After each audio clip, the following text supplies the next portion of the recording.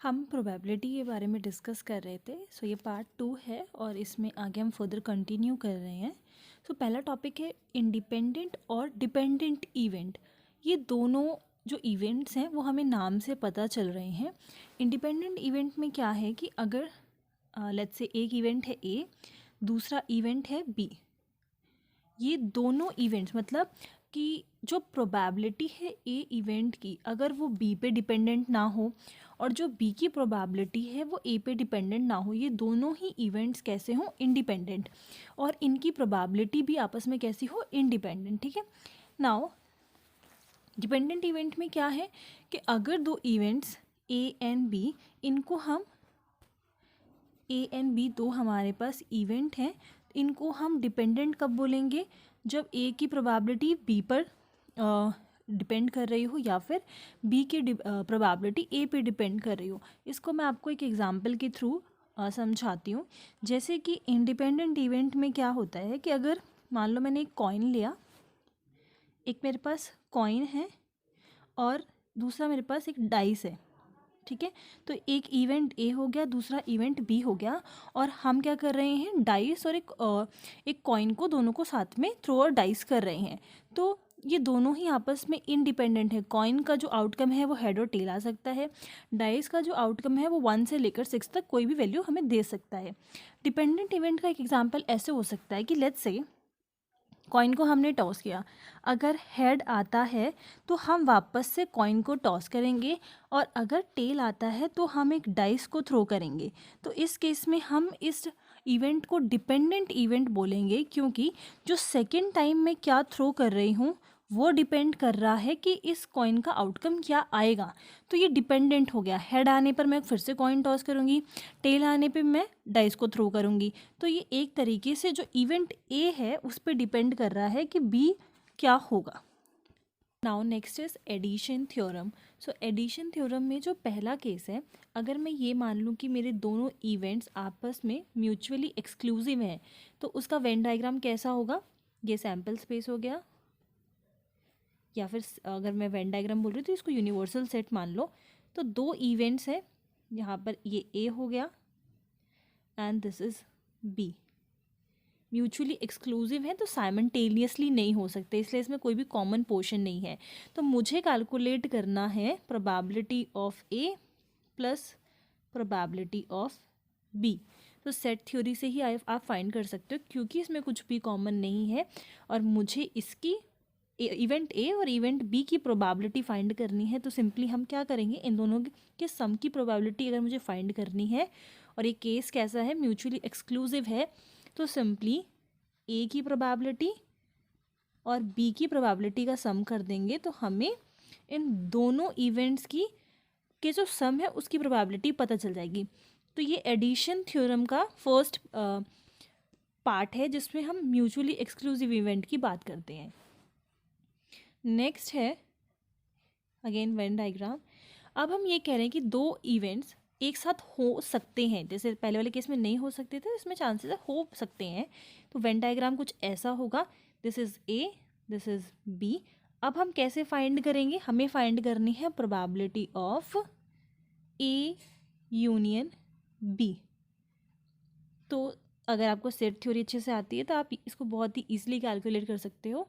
इसका फॉर्मूला क्या आता है, probability of A plus probability of B minus इसके इंटरसेक्शन की जो प्रोबेबिलिटी होती है वो हम एक बार माइनस कर देते हैं। उसको कैलकुलेट कैसे करेंगे, अगर इन तीन पोर्शंस को, पहला पोर्शन हो गया ये वाला, दूसरा पोर्शन हो गया इंटरसेक्शन का, और ये तीसरा पोर्शन हो गया ये। ठीक है। अगर मैं इन तीनों का सम कर दूं तो मुझे ए यूनियन बी पता लग जाएगा। तो जो फर्स्ट पोर्शन मैंने ब्लू से मार्क किया है वो क्या है, ए इंटरसेक्शन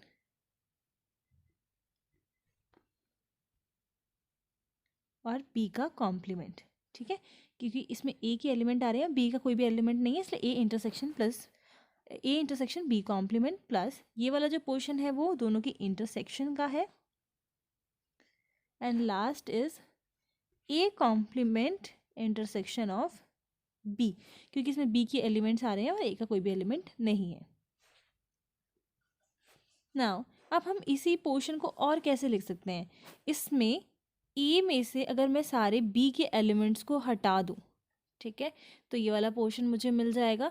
या फिर आप ऐसा बोलो कि अगर मैं ए में से ए इंटरसेक्शन बी हटा दूँ, ठीक है, और इस वाले पोर्शन को मैं ऐसे बोल सकती हूँ कि मैं बी में से ए इंटरसेक्शन बी वाले एलिमेंट्स को हटा दूँ, ठीक है।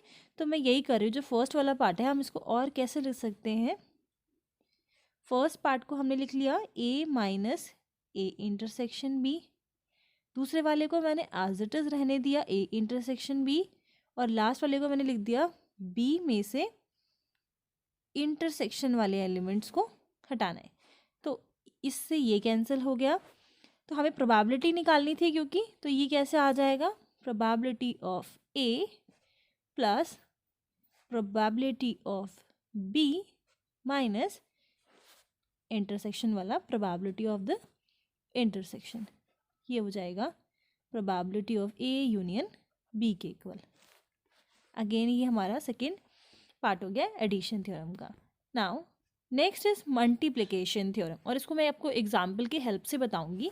मल्टीप्लिकेशन जैसे कि एडिशन में मैंने जो 2 पार्ट्स डिस्कस किए हैं, उसमें पहला केस है अगर म्यूचुअली एक्सक्लूसिव हैं इवेंट्स, और दूसरा है म्यूचुअली एक्सक्लूसिव नहीं है इवेंट्स, ठीक है। तो मल्टीप्लिकेशन थ्योरम के केस में कौन से 2 केसेस बनते हैं कि जो हमारे इवेंट्स हैं वो इंडिपेंडेंट, जो भी हम जस्ट ऊपर डिस्कस कर रहे थे डिपेंडेंट और इंडिपेंडेंट के बारे में, तो एक है इंडिपेंडेंट और दूसरा है डिपेंडेंट इवेंट, ठीक है। और टर्म्स की डेफिनेशन मैं आपको ऑलरेडी बता चुकी हूँ। तो इसमें हमारा यूज़ होता है मल्टीप्लिकेशन थ्योरम, और जब हम डिपेंडेंट की बात करते हैं तो यहाँ पर मैं आपको इसी से रिलेट करते हुए बेस थ्योरम के बारे में बताऊंगी, ठीक है। तो पहला केस समझिए। इंडिपेंडेंट के केस में जैसे कि मैंने कहा कि दोनों ही इवेंट्स में आपस में कोई भी डिपेंडेंसी नहीं होती, ठीक है। तो इसका एक एग्जांपल, जैसे मान लीजिए मुझे फाइंड करना है, मैंने साथ में एक कॉइन और एक डाइस थ्रो की, और मैं मानूंगी कि मेरा सक्सेस जो है वो मुझे तब मिलेगा जब मुझे हेड मिल जाए कॉइन पे और 6 आ जाए अगर डाइस पे। तो ये मेरा सक्सेस की प्रोबेबिलिटी मुझे कैलकुलेट करनी है, ठीक है।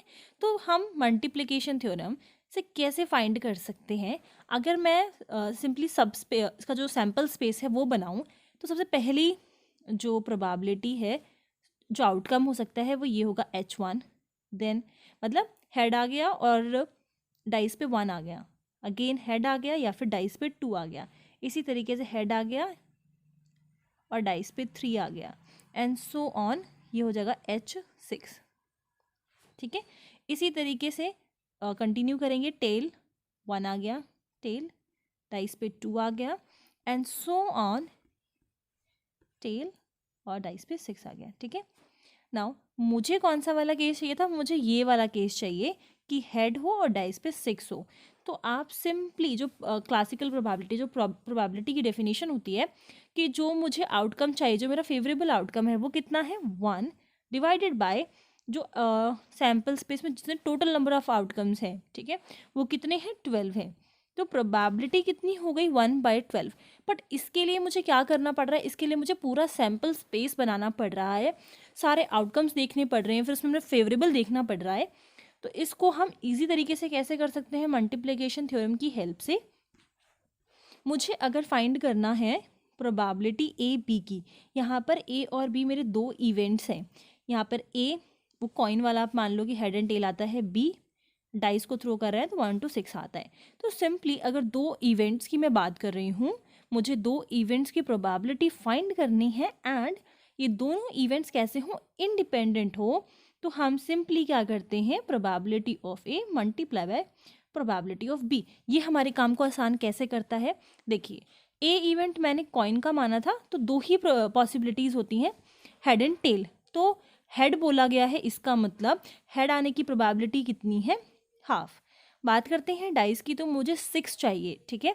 तो जो मेरा फेवरेबल आउटकम है वो है 1, और डाइस पे आने की जो प्रोबेबिलिटी, जो आउटकम्स होते हैं टोटल, वो होते हैं 6। तो ये आ गया मेरा आंसर 1/12, जो कि मुझे यहाँ से भी मिला था। तो इसे हम बोलते हैं multiplication theorem. Next is dependent theorem का मैं आपको एक और एग्जांपल एक्सप्लेन करती हूँ। जैसे मान लीजिए कि एक स्टूडेंट है और वो अपने एग्ज़ाम में तभी अपीयर कर सकता है जब उसकी कुछ फॉलोइंग कंडीशंस, ही और she fulfils the following conditions. जैसे कि मान लीजिए अटेंडेंस 75% अटेंडेंस मैंडेटरी है, देन डिसिप्लिन स्टूडेंट होना चाहिए, या फिर उसके सारे असेसमेंट क्लियर होने चाहिए।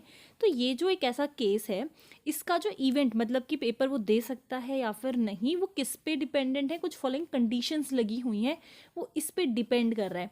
तो ऐसे ही इवेंट्स जो होते हैं वो डिपेंडेंट इवेंट्स होते हैं।